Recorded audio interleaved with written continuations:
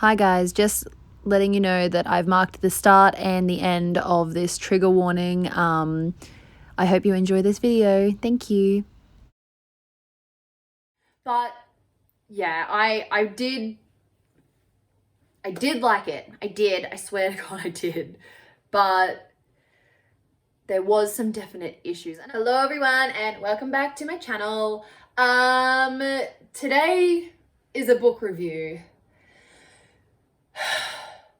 And it is a book review that I'm really nervous about because I feel like once I start like spilling my guts, there's going to be a different thing in my brain than what I think there's going to be. That it's going to make sense, I promise. Just because I've been hyped up for this book for literally over a decade. Just, yes, it is a review for Midnight Sun. I do still have my bookmark in it because I have not finished it yet. I will explain that, but I feel like I have all the information that I need to really give this book the review that it deserves. And I will finish it, okay? I promise I will, but I know how it ends. I think that's the biggest thing, I think, in this, is that I know how it ends, so it's like, okay, I don't need to, like, know, you know? But, yeah, look. Non-spoilery part of this review would have to be if you are reading Twilight for the first time, even if you're rereading Twilight, I would highly recommend reading Midnight Sun straight after it. I know a lot of people are going to be a bit, what are you doing about that? But I really felt like I had to almost be like switching between the two, like between swap between Twilight and Midnight Sun constantly. I didn't, because I was like, I've read this 5 times over. I'm not going to reread Twilight at the same time as Midnight Sun because it is a book. Yeah, I felt like I had to sort of go between because Edward can't hear what Bella is saying, and Bella is very good at concealing what's going on in her head, okay? So if you haven't read Twilight, or if you're rereading Twilight, read Midnight Sun after you've read Twilight and then go on to New Moon, because I don't know, it feels like when it's fresh in your brain, you'd be able to be like, oh, that's when she was thinking this, you know? Yeah. I would highly recommend it. If you are into Twilight, if like, I know that a lot of people are like, oh yeah, like Twilight came out so long ago, not really into like doing that again, you know. I would say do it, just because like you can't, you need it. And she's also bringing out 2 more books in the Twilight series, so I would definitely recommend reading Midnight Sun if your bookshop, you know, still has stock, because I know that from experience of working at the bookshop, we have definitely sold out twice in the month that it has been released. So, and we got like, I think 60 copies the very first day that it arrived. So if your bookshop has stock of it, get it. Even if it just sits on your shelf, just get it to read it. Okay, yes. But yeah, I would not recommend reading Midnight Sun before Twilight. I think you need Twilight first and then Midnight Sun. Yeah. But yeah, for anyone that doesn't know, the first 250-ish pages got leaked years ago, and Stephanie Meyer wasn't going to bring out the book at all. And we were all very devastated because we all love Edward 100%. But yeah, she's brought it out now, and I can say that the first part that was leaked is different to, like, it's like she's added bits into it. So if you think, oh yeah, I've read like the snippet you know, whatever, I don't need to read Midnight Sun. You do. You absolutely do.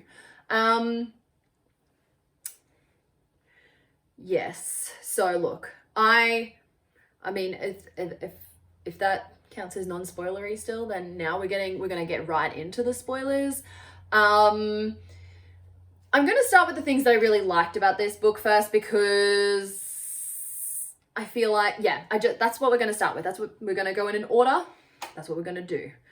I really liked all of the interactions with Edward and his siblings, because you don't see any of that. Like, you literally see like half of him in Twilight than you do in Midnight Sun. And so you get to see that different reaction. You also get to read. You also get to read a lot about what other people are thinking when they're like the characters in Twilight. I'm so sorry. One that very much surprised me was just how toxic Jessica was. So that was interesting. Also the fact that Mike Newton just had this absolute hate for Edward. I mean, we sort of got that in Twilight, but you know, not entirely. I really liked that. I did like some of the flashbacks into Edward's like life before, but there was one in particular that I thought that just didn't need to be, you know, it didn't need to go into description of, but I'm going to get into that when I go into what I did not like about this book. Because I did originally give Midnight Sun a 4-star rating out of 5. And I told my partner, and I was like, oh yeah, like I gave it 4 stars, blah, blah, blah. And he was like, yeah, but you were complaining about it the whole time. And I was like, oh, okay. And then you remember all of the things that you were saying when it was happening. I feel like I really liked seeing Edward's perspective of Bella, because he was watching so intently. It was really good to see where he really sort of fell in love with her. So you get to, like, you see, I mean, you read it in Twilight, but you see it from Bella's perspective, and she's very self-deprecating and whatever. But Edward sees all of the good that she does, all of the selflessness that she exudes, and it paints a really good picture of Bella. Yeah. I also liked the fact that you get to really know Rosalie. I mean, you already knew that Rosalie is all jealous of Bella and blah, blah, blah.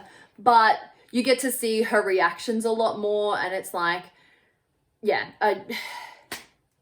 it was good, okay? It was good. I actually think I'm like teetering on like the 3.5 to 3 stars because it was, I did really like it. I did. It took me 2 weeks to get to that point in it, and it's where I'm at the point where Alice and Jasper are driving Bella to Arizona because James is hunting her. So I got to that point, and like that's like there, like right there. So there's still like a lot of, what did I get to? 617. Oh, there's like a good almost 200 pages left to go. But yeah, I just didn't feel like I could complete it. I liked when Edward wasn't, I mean, this is creepy as well, but I liked when Edward wasn't interacting with Bella, because I mean, I don't know, I don't think I'm the only person that thinks that she's somewhat of a bleh character. I mean, I liked seeing her through Edward's point of view, because I did, my standard for her did rise, but I was still not great. Yeah, so I think this is the transition now into the things I didn't like about Midnight Sun. And I am not, I am 100% a Twi-hard through and through, right? Okay. When I was 14, I literally went to go and see Twilight in the movies 10 times. I had to start lying to my parents about what movies I was going to go see because I literally just needed to watch it over and over and over again. Over and over and over again. I just, 14-year-old obsession. Love that. So I absolutely was, it might even be because like I've been hyping it up for literally 12 years. So I'm like, I have all of these emotions that can go nowhere. Yeah. In saying that, I will read the next 2 books and I will finish this. I will. And if my opinion changes, I will bring out another video to explain how I feel about the end of it. But yes, the things that I didn't like. Let's start from the very, very beginning. So the front cover, as you know, is a pomegranate. Now, all of the covers have always had a very significant meaning in the book, right? So Twilight has the apple. It symbolizes the temptation. Yeah. New Moon, it has the flower or feather with the blood through it. So it's like the, I can't think. Moving on. Eclipse is the ribbon symbolizes Bella's tethered connection to humanity. And then Breaking Dawn has the chess pieces and the unknown danger is the pawn that's behind the queen or the king, one of those. So they all have very symbolic meanings. There's also meanings like the I will get words out today. The titles also have very significant meanings because she puts the titles into the book. And I actually really liked, I was supposed to find the quote in here. I actually think it was 134. Sorry, excuse me so much.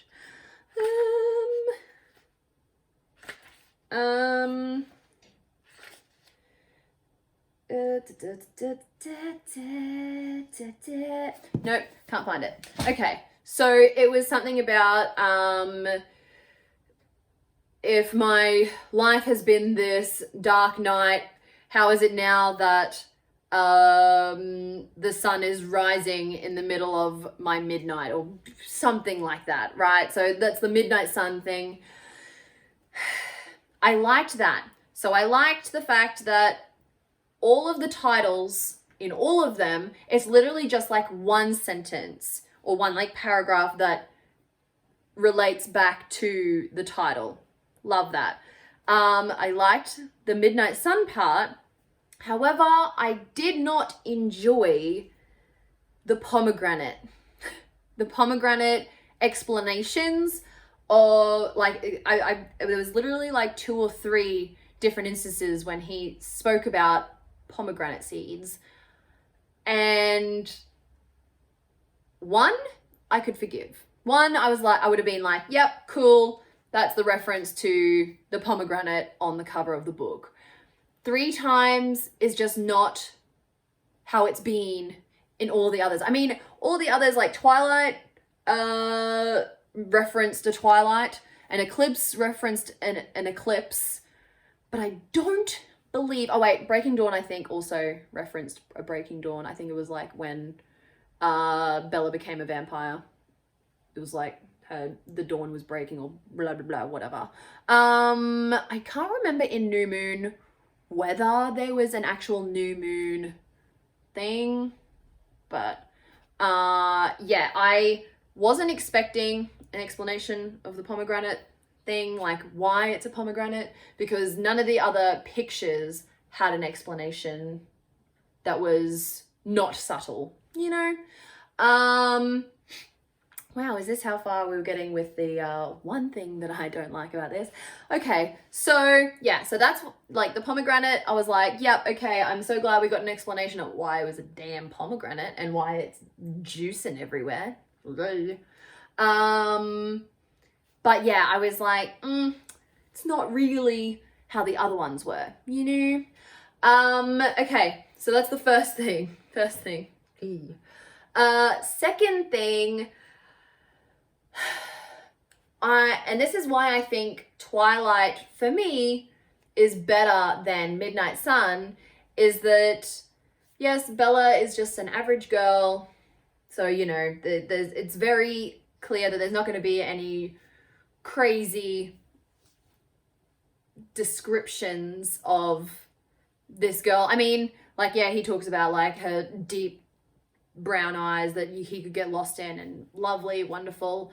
But I really just liked seeing Edward from Bella's perspective, you know? So I preferred, yeah, I did prefer Twilight just because you get to, it's like a whole new thing, and yeah, I don't know. I do think that I hold Twilight above Midnight Sun though. The next thing, okay. Here. This is probably one of the things that is really sticking with me, that I really don't think Midnight Sun needed. I understand that Edward killed criminals before he went full vegetarian. I understand that there's going to be some people that do some danky shit, okay? I understand.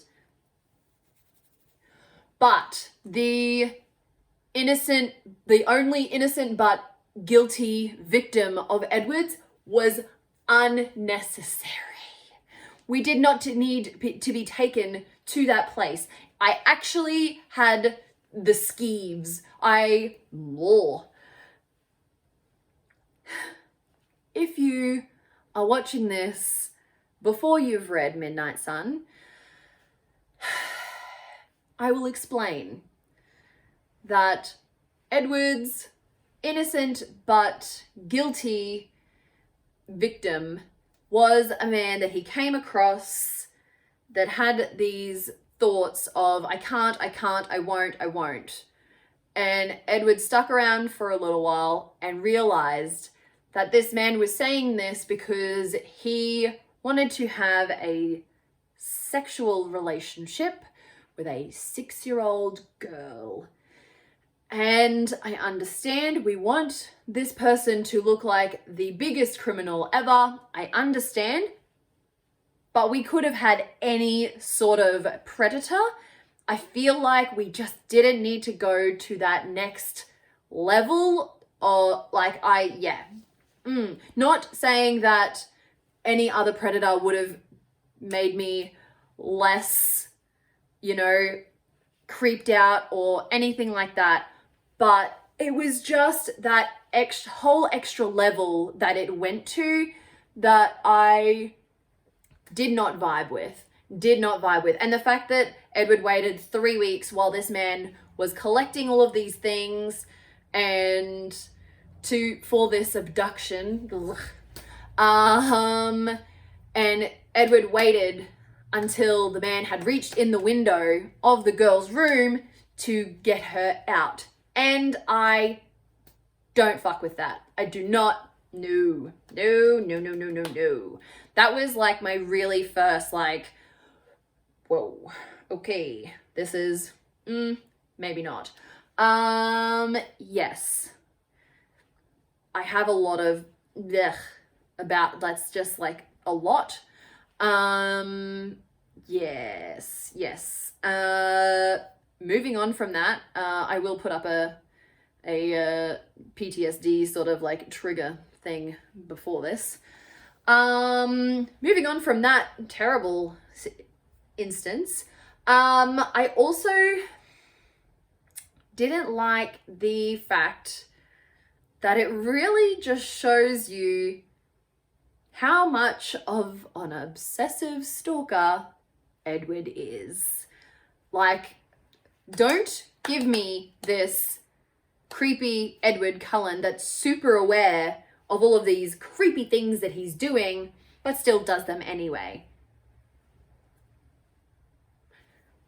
Don't give me that. I mean, I understand that he like explains that throughout the books, but I also don't want it. I don't want it. I can't. It was a lot. There was a lot of when he was sitting in class, when he wasn't near her, he would sit there dazed and just look at other people's thoughts so he could watch her at all times. And then he'd go home for like half an hour to an hour and then run to Bella's house and watch her sleep for the night. It was just a lot. It was a lot. And yeah, look, it was a lot. And the fact that like you really sort of see just how much he wanted to kill Bella, a lot, and just how much he was still like, nah, it's fine, I'll be fine, I'm just super in love with her. It's not creepy. It is creepy. It is creepy. And I didn't appreciate it because my thoughts about Edward are like here, okay? Beyond. Love Edward. He's taken a bit of a hit right now after Midnight Sun. And like, I still have some of it to go, right? I still have some parts of it to go. And I will finish it. But it was just, it was getting a lot. So we'd already had like the baseball game and all that sort of stuff. But yeah, it was a lot. It was a lot. Also the fact that literally after the first meeting with Bella, he saw from the very beginning that she was either going to be a vampire or she was going to die. And that didn't really change apart from the fact that the future of her not dying went away. So it's like, if he was so upset about turning her into a vampire eventually, then, you know, like, there were things you could do, Edward, to just cut that out. Cut it out. Yes. Look, I think the biggest like bad thing that happened in this book is that my views of Edward came like down here, whereas Bella like sort of started coming up, and I was like, you know. Yeah, I think that's everything. I think that's everything that I had to talk about because look, I did like this book. I really did. The first half was really it for me. Like the first half of this, I was like, yep, awesome. He's avoiding her, blah, blah, blah. Still watching her, but avoiding her. Still like, battling. But yeah, I did like it. I did. I swear to God I did. But there was some definite issues. And I get it. I read Twilight as a 14-year-old that didn't know shit, you know? So like me reading Midnight Sun as a 26-year-old, mind you, got so hyped, squealing, amazing, loved so much of the first part of it that I would just be like clutching my book while I was reading it. It was amazing. But yeah, I can now see where there's some issues with, you know, how creepy it is and how maybe not okay some of it is, you know. I think I've run out of puff now. I think that's what I needed to get off my chest because I've been thinking about this since I finished it, which was like a week or so ago, and I think I've settled into it now. Yeah. Thank you for if you've gotten this far because my rambling is just intense at the moment. Please do subscribe if you like this. This is literally all I do is I ramble, and if you like that, hey, subscribe and you know, click the little bell thingy so you get notifications so you can listen to more of my shit. But yeah, that is my review for Midnight Sun. The next review will be Red, White and Royal Blue, which I have also finished, but I'm still stewing on. So get ready for that. But yeah. Alright, well, thanks for watching my video. Okay, thank you, bye!